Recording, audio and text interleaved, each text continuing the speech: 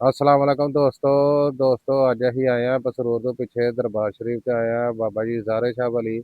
आओ तुहानू सारे दोस्तों को दरबार शरीफ की जियारत कराइए। आ जाओ सारे दोस्त मेरे नाल।